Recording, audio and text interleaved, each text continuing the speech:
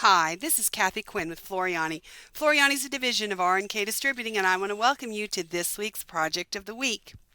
I was just at Kathy's Sewing and Vacuum in Tucson, Arizona, and we had an amazing hands-on event. Lots of fun, lots of special guests. It was just a wonderful time. But I had a great question while I was there. We were talking about using digital cutters such as your Scan and Cut, your Sizzix, your Cameo, your Silhouette to cut things out. And it all started with a lady that does doll clothes, and she makes doll clothes and wanted to know, and she makes them for foster children, wanted to know an easy way to cut out these small pieces because she said it takes her forever to cut them out, and it would be so wonderful if she could get her digital cutter to do it. And I said, oh, that's absolutely possible. As long as your doll clothes aren't bigger than the sheet of Applique Wonder or Applistick, then no problem. And of course, we know that sheet is 8.5 by 11 inches. So let's talk about this because we're going to cut fabric. So I told her it's easy. Now, she said, can I do it in total control or do I need to use my Craft and Cut? Well, you can create the image in either program, and I'm going to show you both. But Craft and Cut just takes us a step further. And that's why I really love it when I'm creating stuff to be cut out.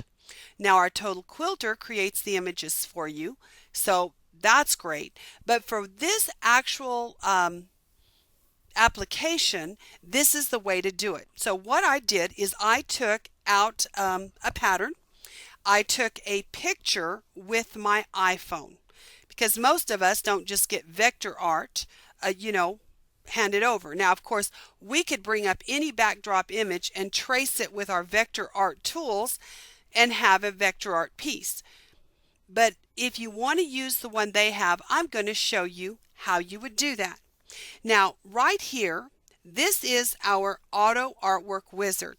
Now, I'm going to show you, I'm just going to go get the backdrop image. Now, this, when we bring it in as a backdrop image, this happens to be a JPEG. So I would have to treat it very different. We want it to be a vector file. I just want you to see what the piece of artwork looks like after I took a snapshot with my cell phone. So let's get a new piece of paper. Now right here we have an auto artwork wizard. What our programs do, which is absolutely amazing and phenomenal. This is really a earth-breaking, earth-shattering feature in our software because in my FTCU, I can go get a JPEG image and it will automatically turn it into vector art before digitizing it into stitches, which is absolutely amazing because that means the files, the lines and everything are much clearer, are concise. Well, for a cutter, that's the only kind of files you can use. So in my Craft and Cut, and that's what we're going to focus on, I would use my Auto Artwork Wizard. Now I am going to bring up my Total Control just to show you where that wizard is. Right here under the wizard hat, there's your Auto Artwork Wizard. So you can bring it in with either program.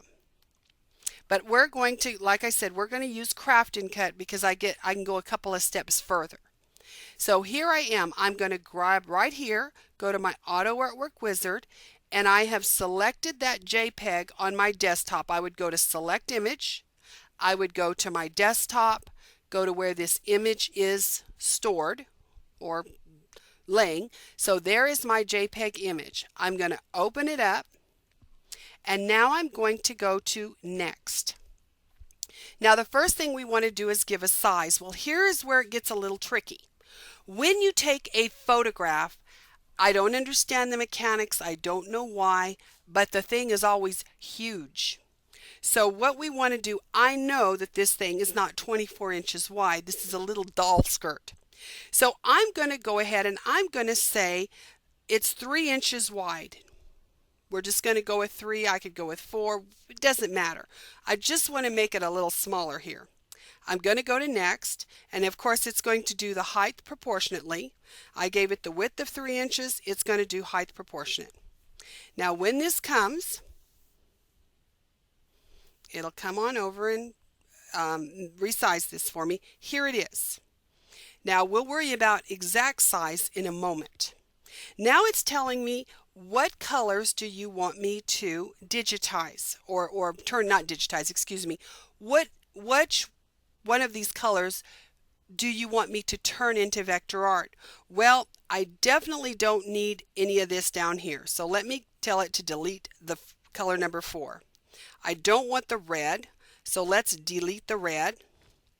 Now I don't need the inside of the skirt color, so I'm going to delete it. I'm going to go ahead and leave my background color around here to give me a boundary, because it's not going to, it's right here, it's telling me when I get to the next screen, it'll tell me it's not going to convert this because it's the background image. So now that I'm there, and the reason I left the blue is I can see here that this looks blue and this looks black. So I'm just going to keep them both. Because remember, I'm taking a picture with a camera with the lights on, so it's going to vary the shades of color. Now when I go to next, what it's going to do is remove all those other colors. Well, great. So far so good. Now I don't want full skirt to cut out with my cutter, but I'll show you how we'll deal with that. So now that we're here, and we're not going to deal with the background image, we don't want it to create a cut file for that. So I'm going to go to the word finish, and here it is. Now I definitely don't want the words full skirt, so that's no problem. I'm going to drop down in my sequence view. I'm going to select the T, slide down, hold down my shift key, and select all those letters, and I'm simply going to delete them. Now as you can see, it saw this is blueberry and it saw this is pine green. So I'm going to select both of these. Select one, hold your control key, select the other. I'm going to come down here and make this one color. So now I have one color, and I'm going to come up to the top to my paper clip and combine. So now I have one color, one image, it's all one piece. Perfect, because this is my skirt. Now remember, I told you a moment ago that we had to measure. So I measured my pattern piece from here to here, the widest part. So now I'm going to select this image. I'm going to go to transform, and it happened to be 2.75. And I maintain aspect ratio, so it does height proportionately, height and width. Oh, I'm sorry. I'm glad I said that. Let me grab it again. This is width. I'm going to come back here, transform. I'm going to go to the width here. This is 2.75 width. It's going to do the height proportionately, and we are going to apply. So there is the exact size of my pattern piece. Now think of the time it takes us to cut out however many. If you're doing, 15 skirts because you're making a lot of doll clothes, how long would it take you to cut those out? This takes you about 2 minutes. So now we've got this. Now I'm looking at the width. What I'm going to do here is, because I know that my Applique Wonder, or my Applistick by our Quilters Select, is 8.5 by 11 sheets. So I'm going to come up to my artwork tools, and I am going to, not an outline, excuse me, my artwork tools. Where are you? Sometimes I go brain dead. Do you ever do this? Well, I don't see my rectangle. Contour. I'm just like y'all. Oh, there it is right in front of me, artwork. Sometimes. There we go. So there's my artwork tools. Let's left mouse click on our rectangle, and let's draw a rectangle. Come to the word transform. Make sure you deselect maintain aspect ratio, because I want this to be 8.5 times 11. So that's the size of a sheet of Applique Wonder, or our Applistick and Quilters Select. Let's fit this to screen. Now I'm going to grab this skirt. Let me change the color of that other artwork too. I'm going to grab my skirt, and it doesn't matter. I'm just going to move it just because I want to. And I'm going to figure I could probably get 2 of these across and probably 3 down. So I'm going to come here to my repetitive sets, and I'm going to say I want 2 across and I want 3 down, and I need a little bit of distance in here so it can cut cleanly. So let's give it a little bit of distance here. Now this is in inches, so 0.12 is about 1/8 of an inch. I might give it just a hair more. Let's go ahead and give it a little more. Whoops. Let's give it let's say about 1/4 of an inch in between. And I'm going to do the same with the vertical distance. Let's give it 0.25 in between. Oh, not 0.25, I'm sorry. Yeah, 0.25, that's 1/4 of an inch.